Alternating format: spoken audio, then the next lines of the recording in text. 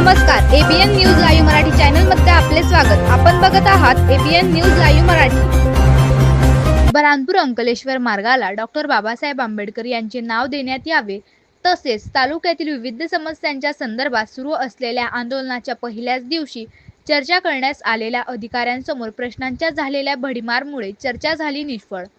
महाराष्ट्राचे शेवटचे टोक मध्य प्रदेशाच्या सीमेवर असलेल्या रावेर तालुक्यातून जाणाऱ्या बऱ्हाणपूर अंकलेश्वर मार्गाला डॉक्टर बाबासाहेब आंबेडकर यांचे नाव द्यावे, तसेच नगरपालिका हद्दीतील आठवडे बाजार परिसर ते तहसील कार्यालय रावेर पर्यंत महिलांकरिता स्वच्छतागृह उभारणे व रावेर तालुक्यातील अनेक गावांमध्ये शासनाने बौद्ध समाजाला दिलेल्या भूखंडावर करण्यात आलेल्या बेकायदेशीर अतिक्रमण काढण्यात यावे, या प्रमुख मागण्यासह रावेर तालुक्यातील विविध समस्यांच्या संदर्भात दिनांक 23 मार्च 2026 पासून निर्णय निशाण सामाजिक संघटनेच्या वतीने रावेर तहसील कार्यालयासमोर बेमुदत ठिय्या आंदोलनास सुरुवात करण्यात आली आहे।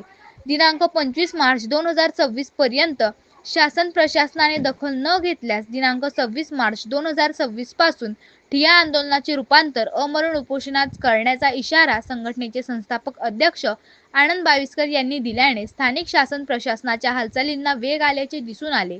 मिळालेल्या माहितीनुसार आंदोलनाच्या पहिल्या दिवशी नायब तहसीलदार व गट विकास अधिकारी यांनी आंदोलनस्थळी येऊन आनंद बाविस्कर यांच्यासोबत चर्चा केली, परंतु त्यावेळी उपस्थित झालेल्या प्रश्नांसमोर अधिकारी निरुत्तर झाल्याने चर्चा निष्फळ ठरली।